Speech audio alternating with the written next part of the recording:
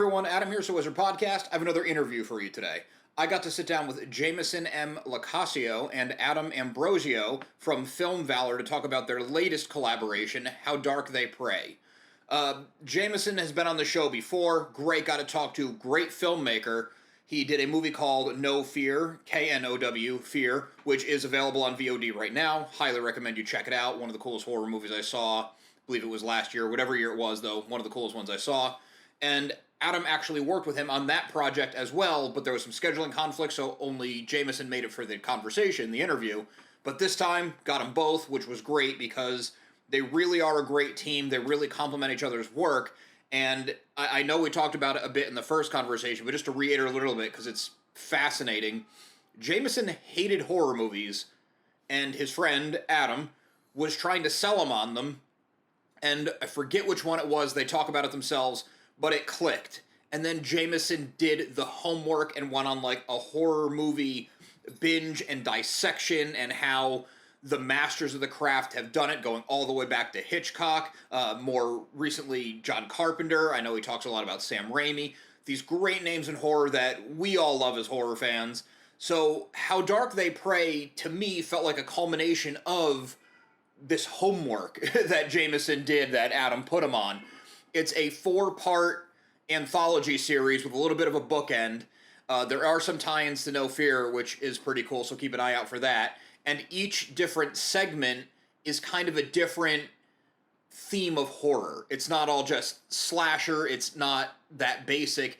There's Hitchcockian references. There's Twilight Zone references, which really got me. I love the Twilight Zone, the original series, one of my favorite shows of all time and always will be. There's Lovecraftian concepts in there. There's film noir. It's great stuff, really cool. And because it's a compilation, you get 4 cool pieces of art for the price of 1, really. This is available now. How Dark They Pray is available now. It's on Amazon Prime, reaching more platforms soon. Check it out. Enjoy the interview. Everyone, Adam here, So Wizard Podcast. I'm sitting down with Jamison and Adam, who both directed the horror anthology, How Dark They Pray. Thanks for coming on, and Jamison, thanks for coming on again. Yeah, thanks for having us. We're very excited to be here again. Yeah, absolutely. Yeah, it was cool when you reached out because I really did like No Fear, and we had a great conversation, so it's awesome that we get to do it again. And Adam, I think there was like a scheduling conflict last time, so it's cool that you got to make it this time as well. Yeah, no, it's great to be here. Thanks for having us. Yeah, absolutely. I mean, we did have such a fun conversation that we're like, we got to talk to him again. Yeah, anytime. Yeah, it was fun. Yeah, absolutely. So we talked a little bit before we press record that you guys have been kind of making the rounds, doing the circuit, getting the movie out there. So that's been going good. Yeah, everybody's response has been great, and it's a lot of fun with an anthology because it's so different. It's actually a very positive response, but it's the kind of response that like, oh, we really like this one. Like that's the one that we gravitate towards. And that's cool because what we were trying to do is give something for everyone somewhere. So, maybe that this is the movie for them or that's the movie for them because it's such a scope of the genre. The chances, everybody gravitates towards a different thing about this genre. And like we talked about last time, I wasn't really a big horror guy until Adam got me into it, which is why it makes great for us to talk together. But during No Fear, he got me into it. I started loving horror. One of my favorites was definitely Evil Dead, but also we talked about Halloween.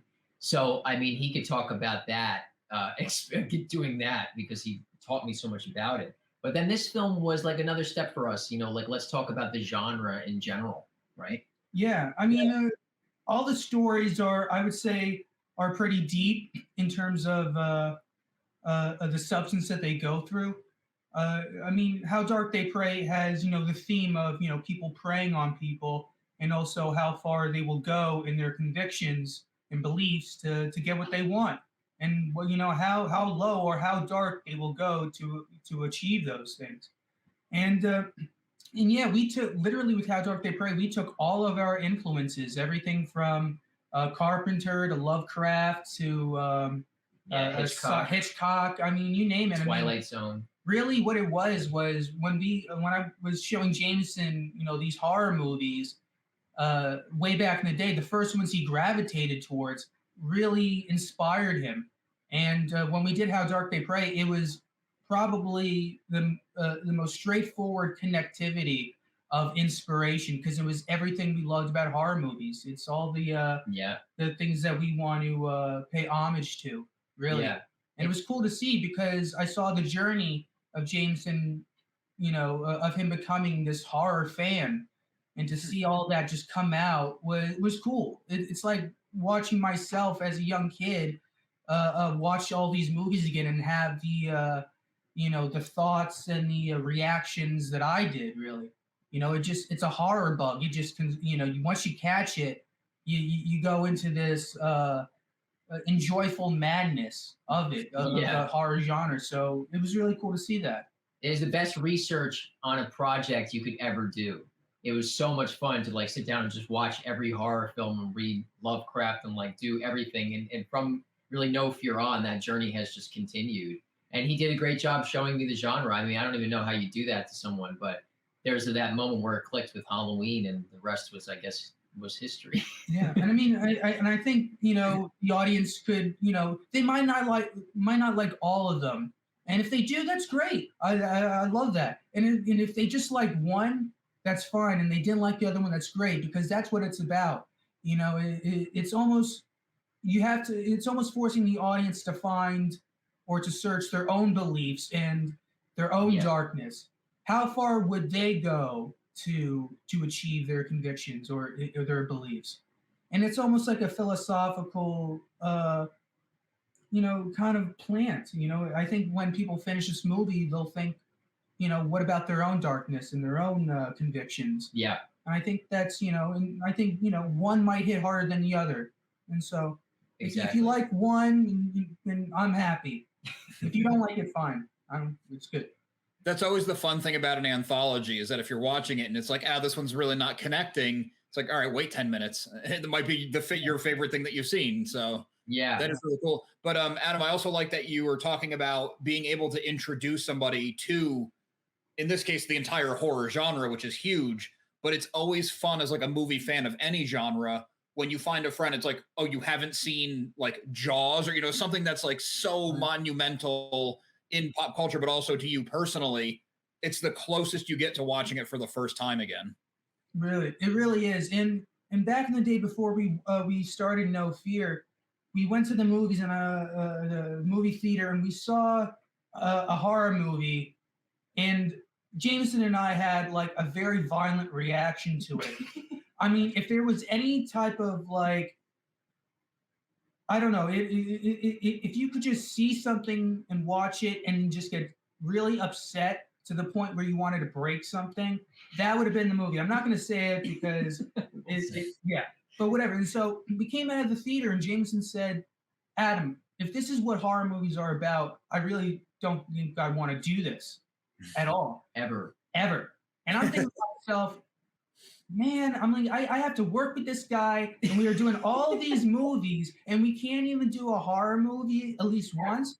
I said, I'm not going to let this be the image or the taste that is left in Jameson's mouth. I'm not going to stand for it. So eventually, we started talking, and we were talking about Carpenter, all these other movies, Evil Dead. I mean, we just went through the ringer of all these cult great old horror movies that worked and that are still great today.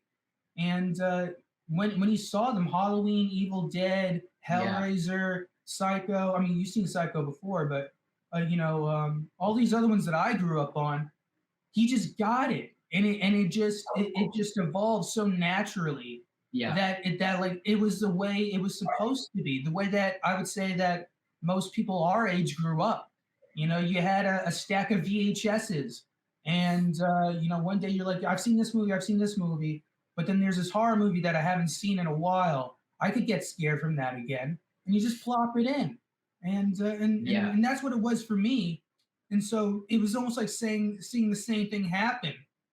And it was cool because we watched Halloween. It was cool to also just talk to someone about horror movies, and why this part works, and why the music works, or why just the simplicity of of like Michael Myers just walking down the street with no emotion.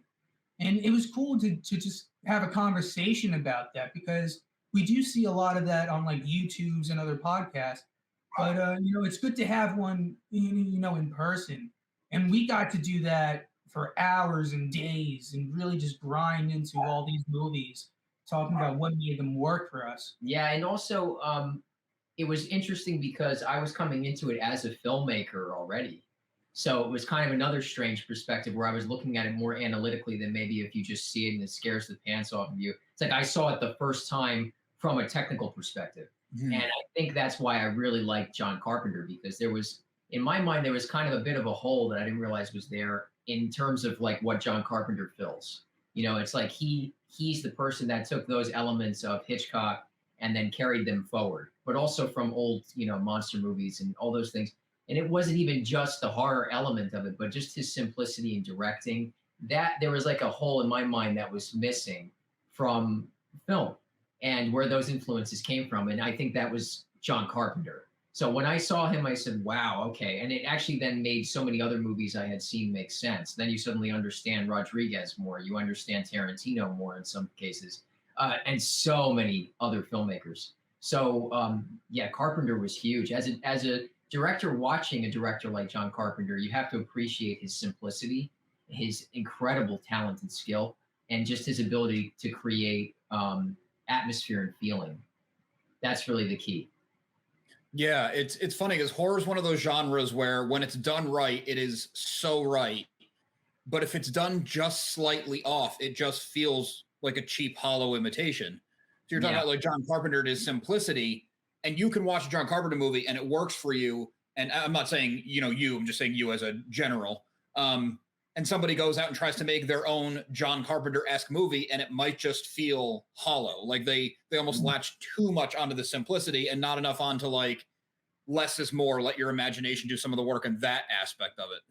Exactly. Yeah. Mm-hmm. I mean, it's everything.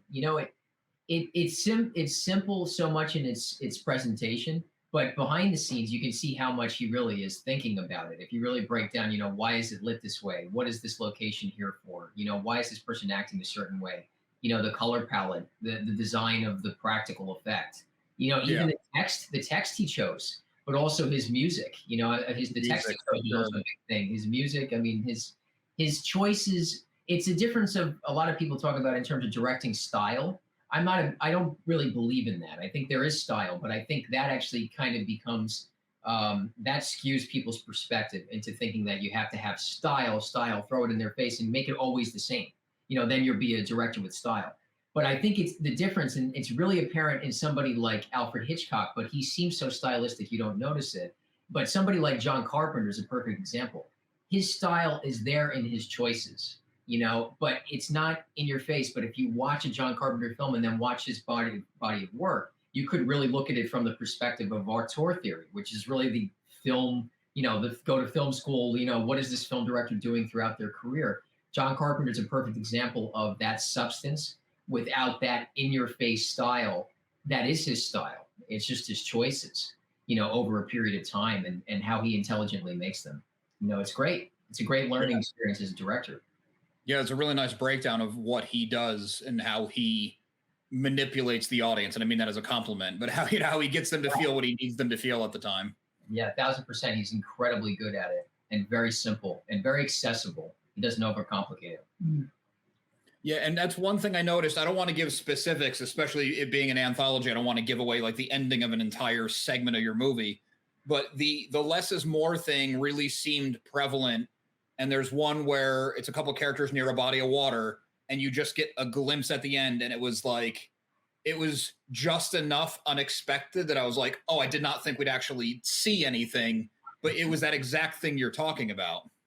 Yeah, we tried to look at that, and Adam is also a big proponent of that. He's a big advocate for, less is more, but also that's where his influences come from. And I'll let him talk about that. But I mean, we certainly talked about Alien, or even Aliens as well. Yeah. But yeah, I mean, I want to let you talk about that. Yeah, I mean, even with Aliens and Carpenter and a lot of horror movies, a big theme is being afraid of the dark, afraid of what you do not know.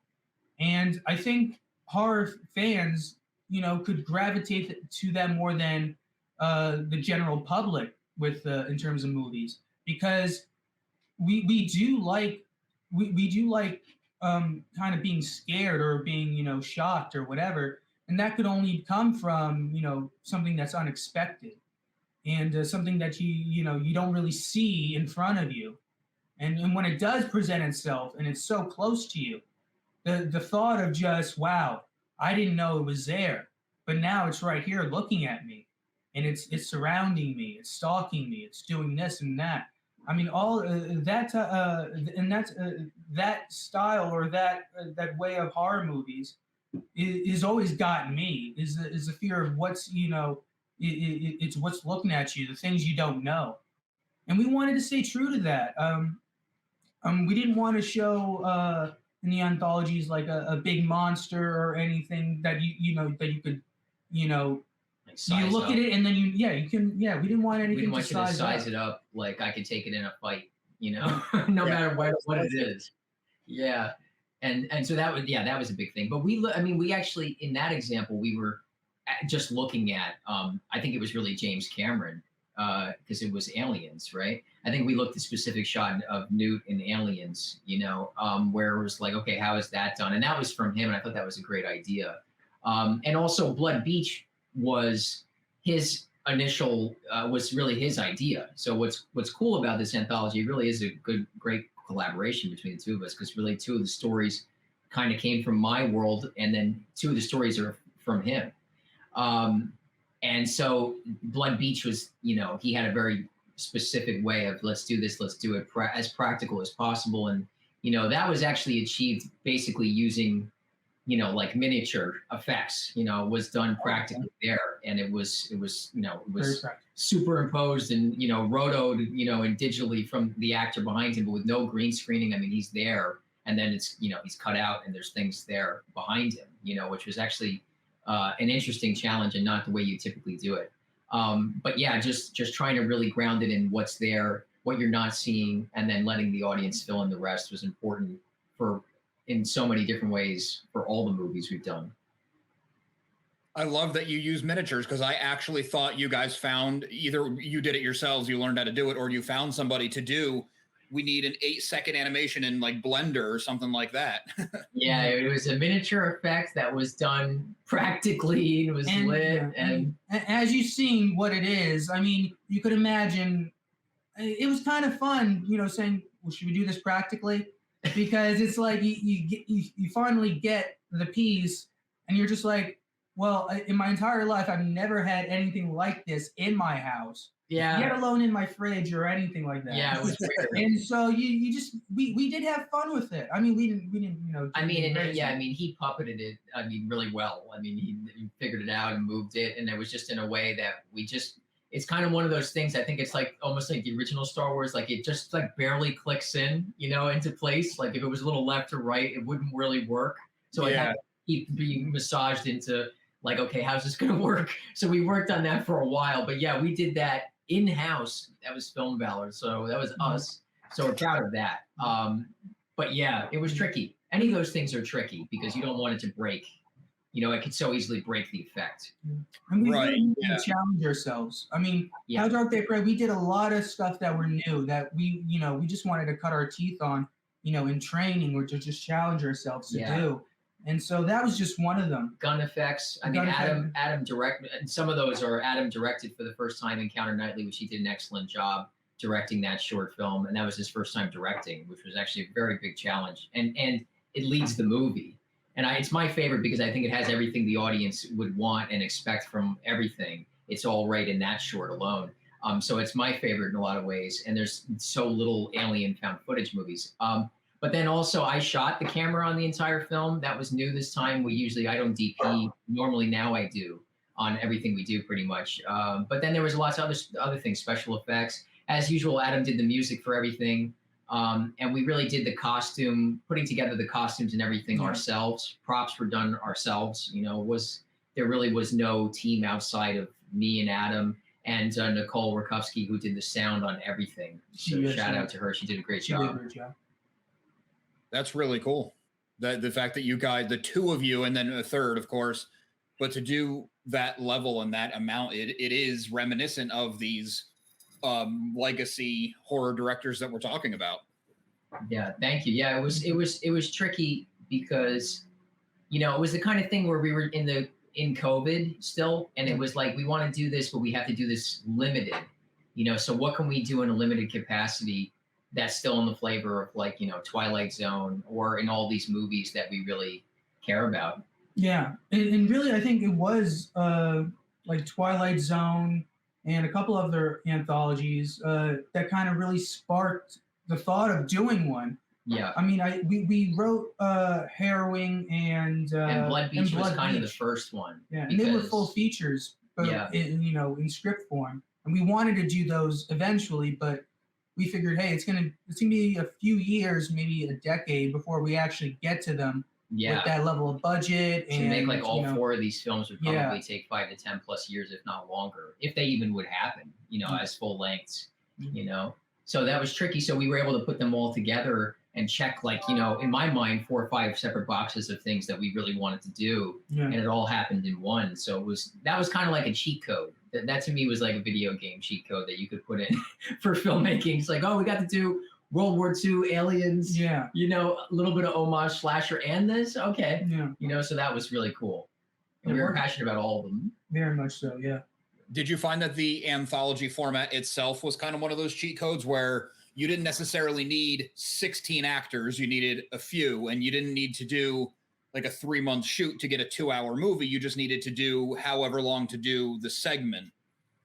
Was it easier to chunk it up that way? Well, yeah. Well, I think the way we scheduled the production really helped us out. That was actually probably the key. And what we did was each of the shoots, besides Encounter Nightly, were a 1-day shoot. And so we would do Encounter Nightly, let's say in May, and it would be a 1-day shoot. Then we would go to Harrowing in July and do a 1-day shoot. So we took a couple of months off, then did the next one, and just did that for pretty much the year. Yeah. So they weren't on top of each other. We really pre-planned, really structured everything to get each one to where it needed to be so we could just run and execute it. Yeah. And it really worked out that way because we did No Fear, and that was a bigger budget movie with a lot more crew and actors. And then prior to that, we did what did we do? We did Sunset. We did Sunset. And The Depths. And the Sunset was a shorter film, and we were kind of thinking, you know what?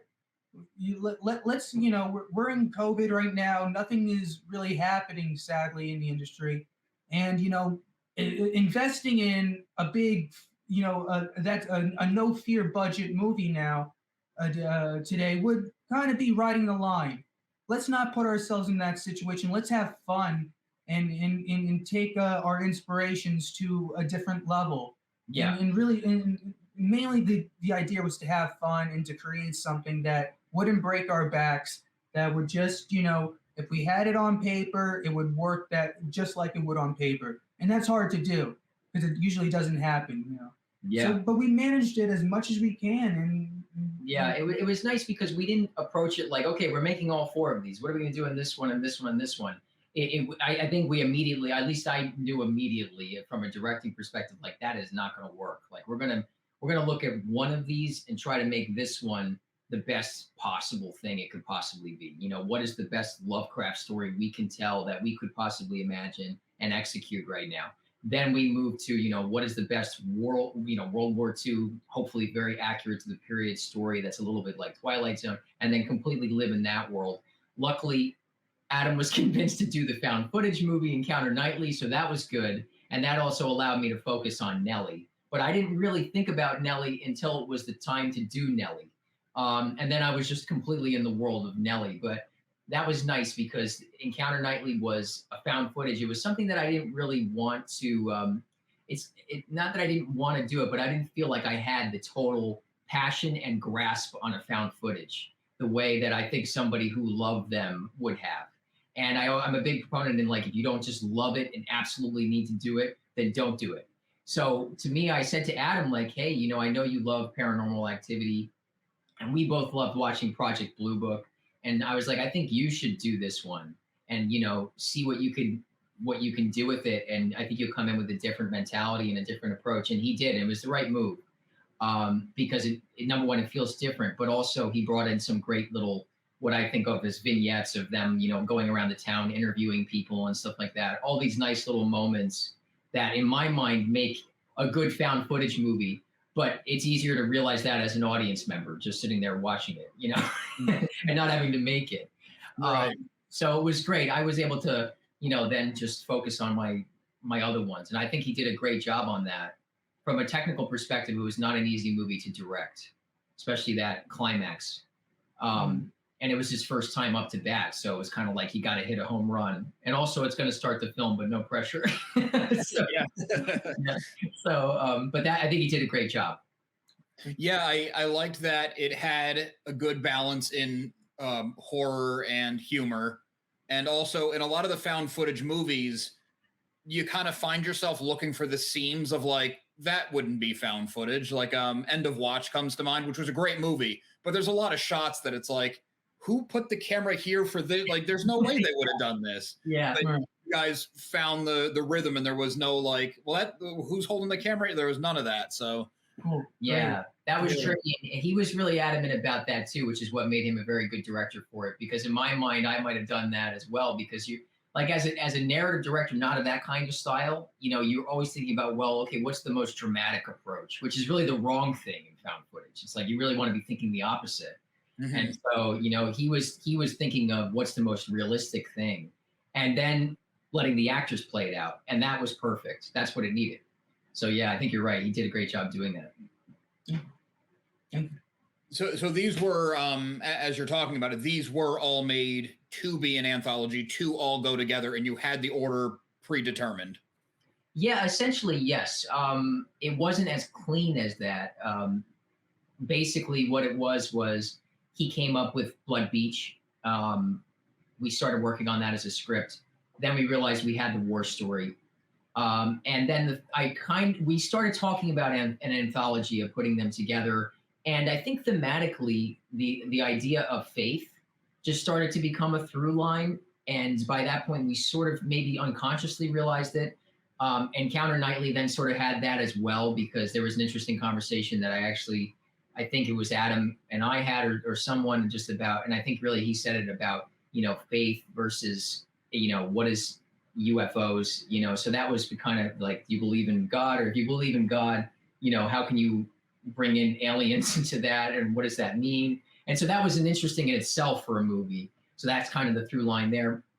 And the final one, Nellie, was done because my father actually came up with it and said, well, we maybe want to try to do an homage to Psycho and like black and white old pictures, but maybe do it as a full length. And I said, well, I'll try to adapt it as a, for this, because it would fit here and it wouldn't take, 5-6 years to put it together.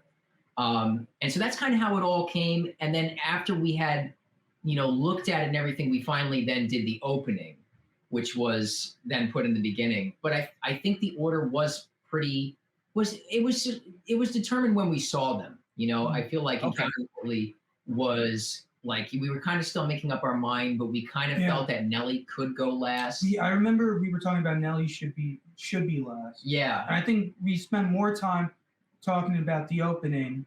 Yeah. Because I think we knew we wouldn't start with Harrowing. No. Because it's too, first of all, it doesn't give you any grounding as an opening. And also it is heavy. I would say it's probably the more heavier ones of the anthology because of what it deals with. So to start off with the audience with a taste in their mouth like that, it would, the rest of it would, it wouldn't taste as, I think, as good unless we did it the way we wanted to. It's not like straight up horror too, like the way Encounter Nightly in itself basically is. It's like, okay, here's a found footage, feeling and idea taken a little bit to the left or right, but we're so familiar with that in a horror context that it could also be aliens, and it could be funny. So that works. And then if we're going to go do some retro, weirdo stuff, then let's go on that journey, but they'll be getting the horror elements meanwhile. But let's start with something modern that grounds them in, like, okay, we get it. It's a horror movie. Hopefully if you put it on for 2 minutes on Tubi, you would get a vibe of what the movie's about. You know, it's an homage, but it's also a little, but it's modern, but it does have retro throwbacks and things like that. So it was an interesting thing balancing all of them because they really are all so different. Yeah. Looking at them as a whole. Yeah, they definitely are, and even the tone on them all is not the same, which I think serves the anthology. But I think out of the four, I know there was like bookends beyond the four, but out of your four shorts, I think the order you chose was good because of, like you were saying, you're kind of easing them into something, and then it gets a little bit heavier in the middle, and then the last one is definitely the most like out there, like not out there as in like sci-fi, but just like you guys just went for it. Yeah. Yeah.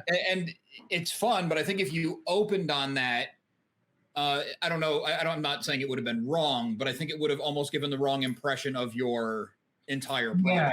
It's true. Yeah. Yeah, you don't want to sort of jump the shark, I guess, or whatever you want to say about it before you are there. You know, like you want them to go along for the ride, and that's why I like Encounter Nightly the most. I mean, I didn't direct it, but I like it the most because I feel like it gets the audience where they need to be to watch the rest of the film, even, and it has everything in a microcosm that the rest of the film has, along with some very good performances. And I like the immediacy of it. You know, you're right there with them, whereas the other ones you're interpreting the whole time in a lot of ways. I also thought ending it on the more kind of out there wacky one was a good palate cleanser because the middle two do get a little bit heavy, not like trying to deter anybody. It's not like it's, oh man, what am I going to, like, I'm not going to, it's not like watching like a Holocaust movie where you're like, oh geez, I can't even process this. Yeah.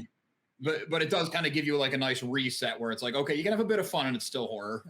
Yeah, I give a lot of credit to Adam because, well, Adam's a smart producer anyway. I'm not saying that because he's sitting right next to me, but he is. And he was able to look at a really wacky script and look at it and encourage it because I did write it. I was based on my dad's concept. I did write it. And I just said, I just want to make this like the craziest thing it could possibly be, but also not going the way that you would expect. But it has to have those elements of the genre that you want, you know? So that's got to be a given, but how does that work? So I gave it to Adam and I said, I think this is too crazy, but like, what do you think? And so I'll let him explain. No, I took it back in my room. I was smiling and I was laughing, and I loved it. And I loved it because it's as you said, you know, by the end of it, you want to have your palate cleaned or cleansed, and so you know, it's like having a nice dinner. And Nelly was like a nice dessert after it.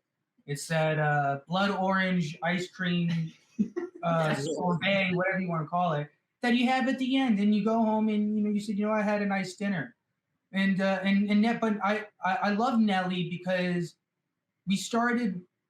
Jameson really gravitated toward Evil Dead, and we've had plenty of talks of, you know, which one is better, 1 or 2, Army of Darkness, and but he just loved Evil Dead and Ash and all, and so when I read Nelly, I was like, this is very Evil Dead, and then it had a little bit of Texas Chainsaw in it, and it had the Psycho, and these were like all movies that Jameson like years ago would not be caught dead watching. And so it was really cool to see where it's, you know, where this horror, you know, virus, whatever it was, started inside of him. It started with those movies. So it was really cool to just see like the inspiration and then just wanting, you know, him wanting to take them and put them into his own work. I think that's probably one of the best things you could see is just see, you know, what happens with something that you introduced or just something you show to someone, and how they you know they're able to create such their own homage and their own inspirations, you know, for the horror genre, because I think the horror genre has probably the most loyal fans ever, you know. For sure, yeah, they are diehard, and it's also, you don't grade horror movies the same way you grade other movies. No. Yeah, you're not in it for the same things. Yeah, exactly. And it's cool. I mean, I think a lot of fans in the you know, in the horror genre would look at themselves and say, yeah, we like some pretty far out there movies, and a lot of people could consider us little off our rocker for it. But this guy gets it, It's like he joined the club. He gets it. We're not all alone in this horror. That's exactly it. He joined the club. Yeah. Yeah, no, it's right. And it's really a very welcoming, nice experience. And it's nice because when you make movies for so long, it's just nice to see an audience so activated about them. And it could be any emotion under the sun about it, but to see them so activated about it is good because it means that they care.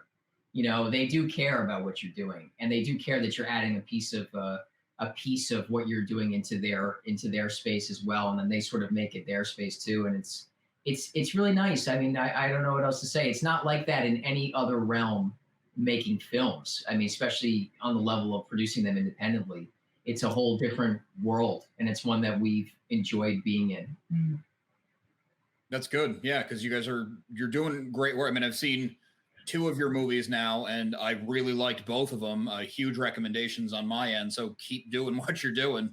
Thank you very much. Yeah, thank you so much. You want to tell everybody where they can find not only How Dark They Pray, but also No Fear and your other movies, and if you got socials, website, anything else you want to plug? Oh yeah, so basically the home of everything we do is Film Valor on YouTube. So if you want to check out anything we're doing, including a continuation of a series that's basically taking Star Wars and PUBG and putting it together as a live action, funny concept. It's a little bit of a spaghetti Western spin too. We're making the second part of that's coming out very soon. That's called Battle Royale Part 2. So that's on our YouTube. That's a direct Film Valor YouTube release. And then we have all that content on Film Valor that's, also sometimes about us making films. We talk a lot about that for young filmmakers if they're interested in that. And so that's the home of us. We're a little bit on Instagram too. And How Dark They Pray is available right now on Prime Video, as well as Watch Movies Now on YouTube, which you can watch just with ads.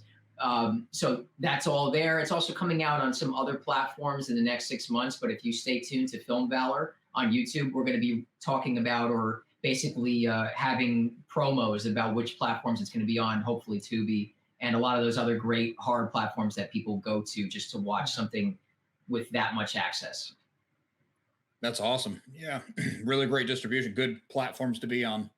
Thank you. Yeah, it's been a great ride. And the people, whether it's been Macabre Daily, who said that it was their VOD of the Dead, which was awesome from a genre filmmaker's perspective, or Scare Magazine. We were trending on Scare Magazine as like one of their top stories for a release in September. It's a little bit that the industry's slow, but it's also, people in this genre are very passionate, and we love that. We appreciate that. Yeah. We're fans as well. We're excited about movies like Terrifier 2 and things like that. Yeah. So, we're there for it. We're happy also to make a contribution, and we hope people enjoy themselves and tell us what they think.